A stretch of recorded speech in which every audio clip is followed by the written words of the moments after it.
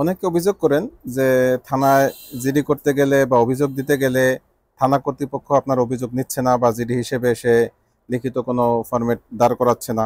তো তখন আপনি কি করবেন? আসলে তখন আপনার করণীয় হচ্ছে আপনি সবচেয়ে কয়েকটা পন্থাই আছে। আপনি পুলিশের ঊর্ধ্বতন কর্তৃপক্ষের কাছে যেতে পারেন।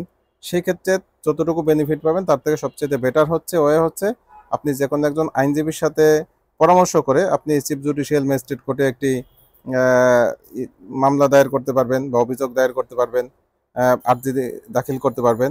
এরপরে চিফ জুডিশিয়াল ম্যাজিস্ট্রেট সে যদি বিষয়টা আপনার আমলযোগ্য মনে করে তাহলে সে তাৎক্ষণিকভাবে সেই মামলাটা নিজেও নিতে পারবে, অথবা থানার উপরে তিনি একটা নির্দেশ জারি করতে পারবেন এবং থানাকে তাৎক্ষণিক একটি তদন্ত প্রতিবেদন জমা দিতে বলবেন।